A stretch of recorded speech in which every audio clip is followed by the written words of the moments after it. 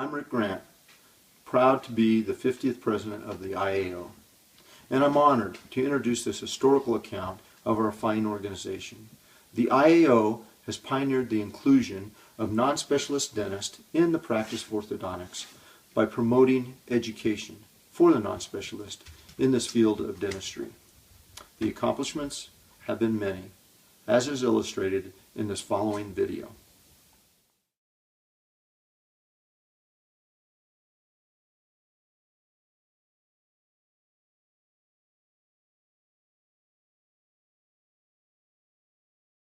When the IAO was formed in 1961, it was a new idea, a response to a need for educational opportunities in orthodontics for general dentists.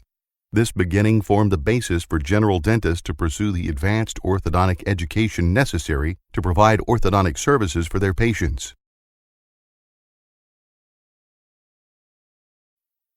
At the time the IAO was founded, non-orthodontic specialists face professional, legal, and institutional biases when performing orthodontic services.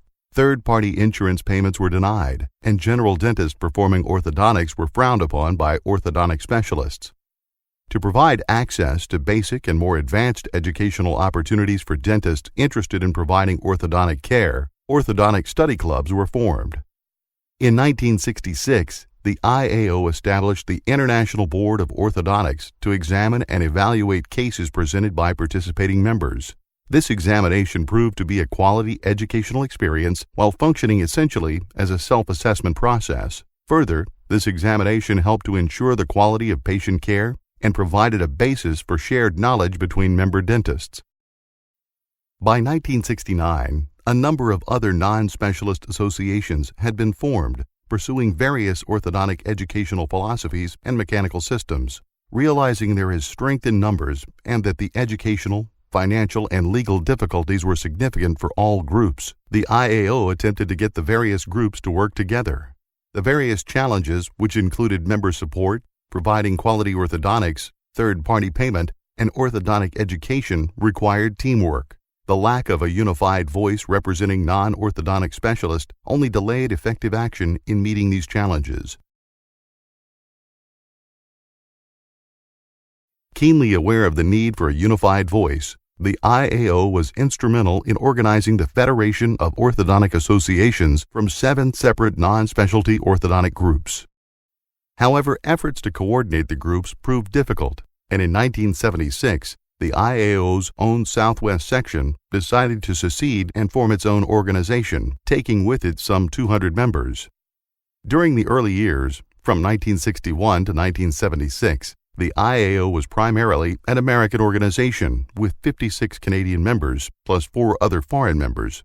Change for growth without losing sight of its mission was necessary, and big changes were coming, beginning with the selection of a new executive director, Joanna Carey, who would prove to be a dynamic driving force for the IAO in the growth years to come.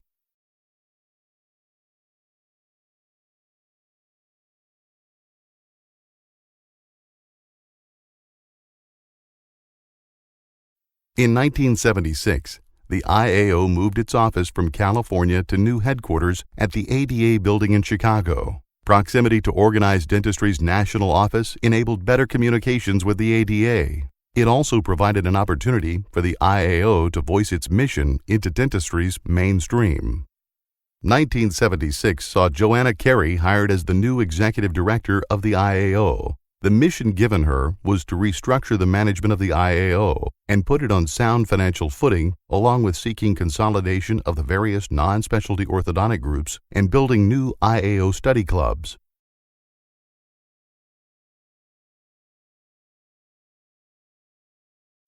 In 1982, the IAO, despite vigorous efforts, multiple meetings and conferences, decided it was simply not possible for an effective unification of the various non-specialty orthodontic groups. The IAO mission of educating its members for the benefit of patients would have to be carried out on its own. Working with insurance companies, state Medicaid departments, and other third parties resulted in securing payment to non-specialists for orthodontic services rendered. Continued expansion of IAO education programs led to a major influx of Canadian members into the organization. Strong Canadian leadership emerged with the development of large new sections, increasing the number of IAO members. IAO friends and members were elected to serve as president of the American Dental Association and Academy of General Dentistry, improving the working relationship between the three organizations.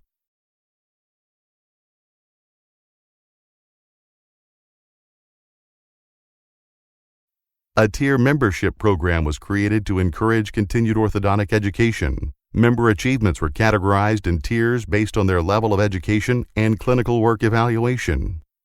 Consistent with the increased emphasis on educational achievement and clinical evaluation, the IBO began developing uniform standards and requirements for its Diplomat Award.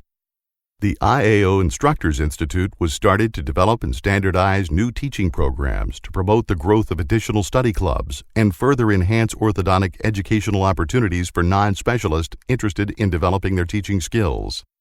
Following the success of the Instructors Institute, a prime concern of the IAO was to spread educational information rapidly to its members. Many of the Instructors Institute graduates and other members at large had information to share. Thus, the International Journal of Orthodontics, the IJO, was born, establishing a forum for members to publish ideas, treatment, and techniques in a peer-reviewed journal.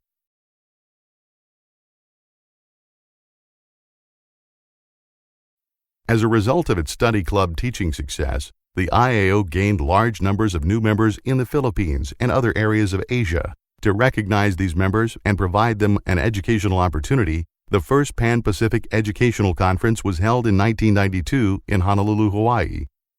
An education fund was begun to help members in remote locations to further their educations. Voluntary contributions to the education fund were made by IAO members who recognized a need and stepped forward to address it.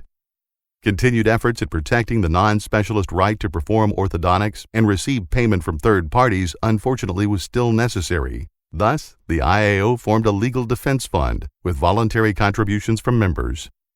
The expansion of orthodontic educational opportunities was so impressive that further communication with IAO members in addition to the journal was necessary. Thus, the Straight Talk newsletter, a new form of communication, was developed, enabling members to receive important updates on IAO activities.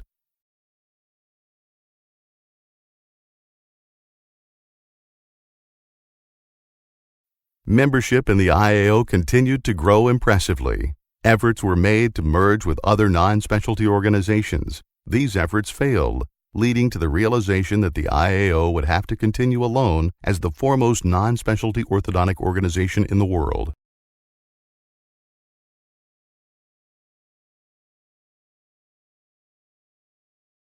Focusing on IAO's infrastructure became necessary once again to accommodate its rapid expansion.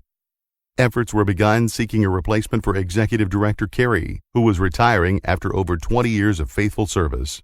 The search committee met in Chicago in 1997 and selected Mr. Detlef Moore to carry out the new plans and serve as Executive Director. IAO headquarters were moved from Chicago to Milwaukee. New advanced computer systems were installed. The staff was enlarged, and a new orthodontic library was begun. More study clubs were formed, and course offerings were greatly expanded. In 2004, the formation of an autonomous IBO board was accomplished. The IAO recognized that for its major academic award to become professionally recognized would require an independent certified board of examiners. Therefore, considerable effort and expense was incurred to develop this board and format of evaluation. The IAO enters the future with multiple major accomplishments. It was not easy. Member determination, financial support, and unselfish participation has resulted in the fine organization that we have today. Learning from the past hopefully will help guide future leadership of the IAO as our work progresses. New challenges will undoubtedly arise, and a continuation of the selfless, dedicated efforts of our members will ensure future success.